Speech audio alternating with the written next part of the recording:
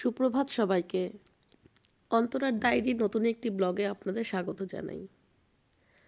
আজকে সকালটা শুরু করলাম আমার দিদির বাড়ির বারান্দা থেকে।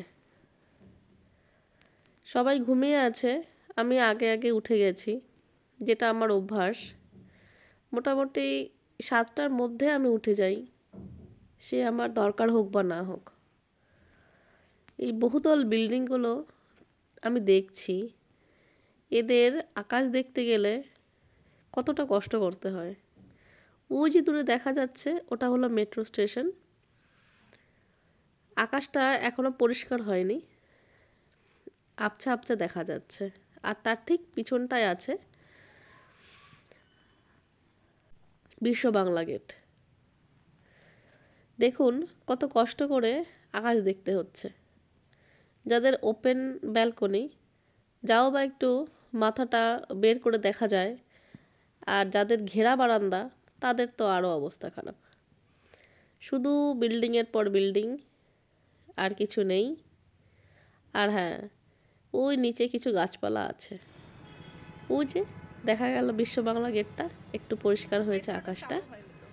এটা ওর রুমের জানলা দিয়ে আমি দেখছি। জানলাটা খোলার চেষ্টা করলাম, কিন্তু এর থেকে বেশি আমি খুলতে পারলাম না।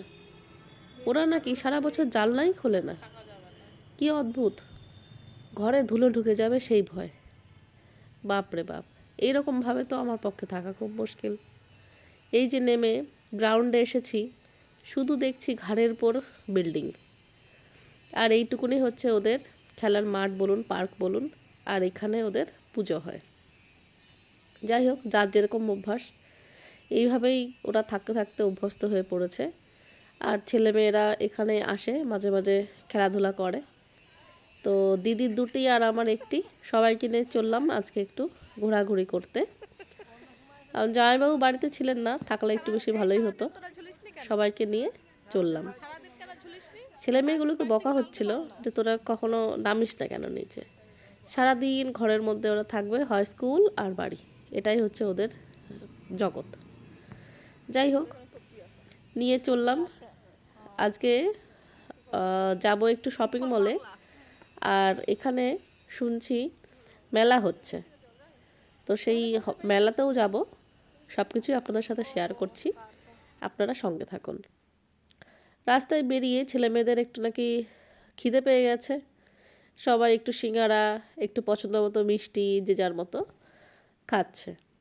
তো আমার ছেলেটাকে বললাম, ও কিছুতেই খেলো না, কেন কি জানি বুঝলাম না। দিদিকে আমি বলছি একটু সরবরাহটা ট্রাই কর। যাই হোক, খেলাম, কিন্তু ঠিক অতটাও ভালো না। চলে এসেছি শপিং মলে, কিছু কেনাকাটি করব সেই উদ্দেশ্য নিয়ে। একটা ট্রলি পছন্দ করেছি, তো ছেলেকে ডেকে ফাইনালি করছি, ডিসিশন নিচ্ছি যে কোন কালারটা নেওয়া যায়। তো ব্লুটাই আমার পছন্দ হয়েছিল। একটু বড় ট্রলি নিচ্ছি, ছোট হলে আমাদের তিনজনের একটু সমস্যাই হচ্ছিল। কেনাকাটি করলাম, আরও কিছু জিনিস কিনেছি, সেগুলো পরে আপনাদের সাথে শেয়ার করব। সোজা চলে এলাম মেলার মাঠে। তো আমরা 3টে, 3:30-র মধ্যে মেলায় ঢুকে গেছিলাম, এই জন্য পরিষ্কার আপনাদেরকে দেখাতে পারছি। অনেক বড় মেলাটা, একদিনে ঘুরে দেখা সম্ভব নয়। 2-3 দিন আসতে হবে, তাহলে বেশ প্রত্যেকটা দোকান আপনি ভালোভাবে ধীরে সুস্থে দেখতে পারবেন। এখানে সব কিছু হাতের তৈরি, পাট, বেত, আপনার বাঁশের, মাটি, পাথর, সব রকমের হাতের জিনিস আপনি এখানে পেয়ে যাবেন। খুব সুন্দর মেলা, এইরকম মেলা আমি আগে কখনো দেখিনি। খুব ভালোভাবে দেখছিলাম, আর ভাবছিলাম যদি আরও দুটো একটা দিন থেকে যেতে পারতাম, তাহলে হয়তো আরও পরে আসতাম। যাই হোক, কিছু কিছু জিনিস আমি মেলার থেকে সংগ্রহ করেছি। তো এটা কি বলুন তো, তালপাতার সেপাই। তালপাতার সেপাই আমরা বইতে পড়েছি, কিন্তু আজকালকার ছেলেমেয়েরা তো আর সেটা জানে না তালপাতার সেপাই কি জিনিস।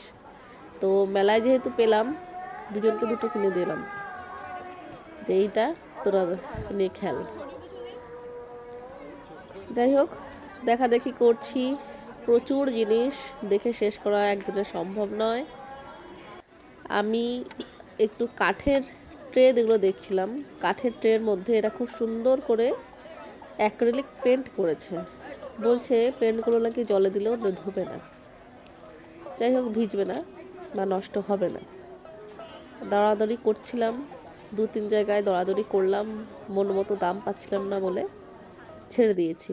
লাস্টে গিয়ে কিনেছি, সেগুলো আপনার সাথে শেয়ার করব। আর এখান থেকে নিয়ে নিলাম একটা প্লান্টার।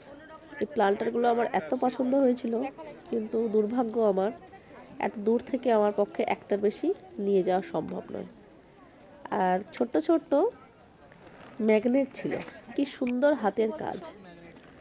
যারা এগুলো বানাতে পারেন তারা সত্যিই সৌভাগ্যবান। এত সুন্দর কি করে চিন্তা ভাবনা করে বানান কি জানি।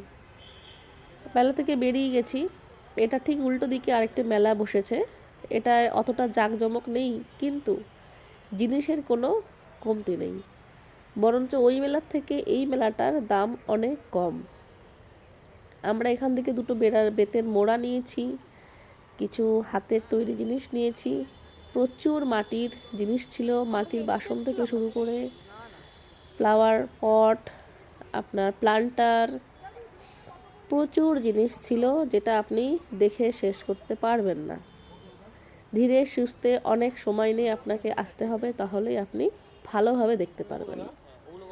জলের বোতল থেকে শুরু করে ফিল্টার থেকে শুরু করে গ্লাস কাপ সমস্ত কিছু এখানে আপনি পেয়ে যাবেন। খুব সুন্দর সুন্দর জিনিস, শুধু 2 চোখ ভরে আমি দেখে গেলাম। এইগুলো দেখছি আর ভাবছি মানুষ কত দূর দূরান্ত থেকে, এদেশ থেকে ওদেশ থেকে, এ প্রান্ত ও প্রান্ত থেকে এসেছেন।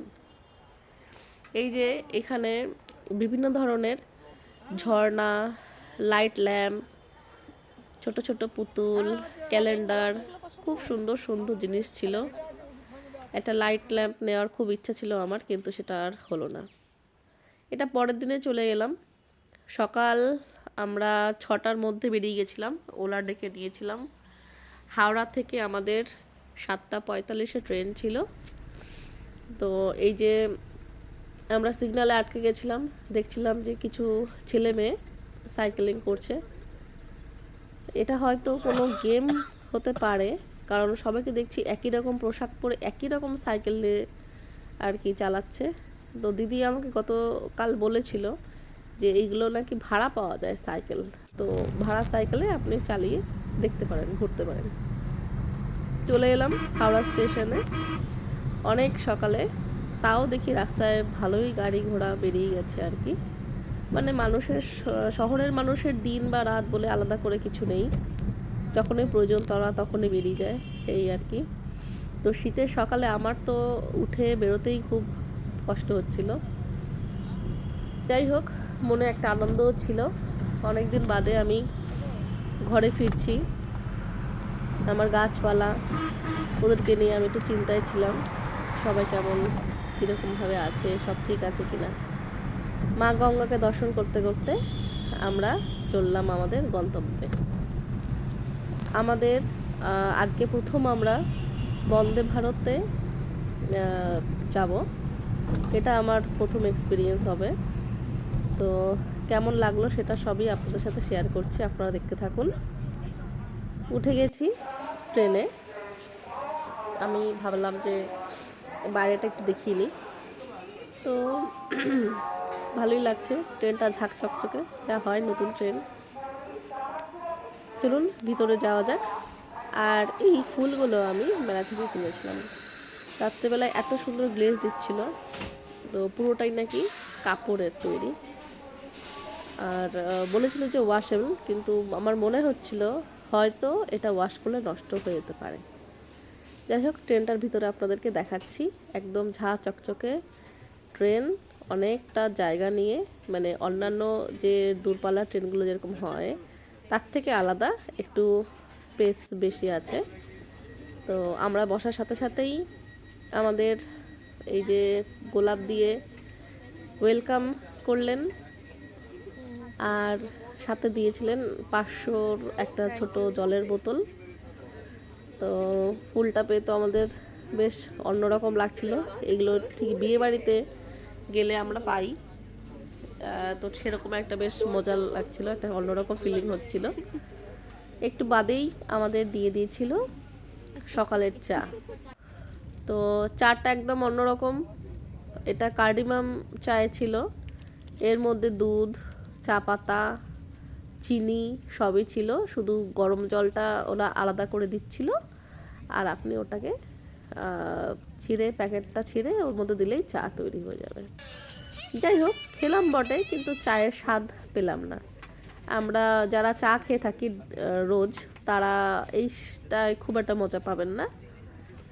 এটা চলে এলো আমাদের ব্রেকফাস্টে দুটো কলা, কর্নফ্লেক্স, একটা ছোট কাপ কেক, দুটো ব্রেড, আর ছিল আলু ভাজা আর আপনার সিদ্ধ কড়াইশুঁটি। যাই হোক, এই ব্যাপারটা একটু অন্যরকম লাগলো।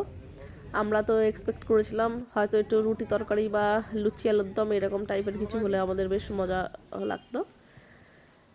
ও সাথে ছিল নন ভেজদের মধ্যে ছিল ডিম ভাজা, আর ভেজের ছিল ভেজ কাটলেট। মাত্র 3 ঘন্টা 15 মিনিটে আমরা পৌঁছে গেলাম আমাদের গন্তব্যে। স্টেশন থেকে নেমে টোটো ধরে নিয়েছি। টোটোয় বসে মোটামুটি 15 থেকে 20 মিনিটে পৌঁছে যাব আমরা আমাদের বাসায়। চলুন আজকের মতো ভিডিওটা শেষ করছি, টাটা।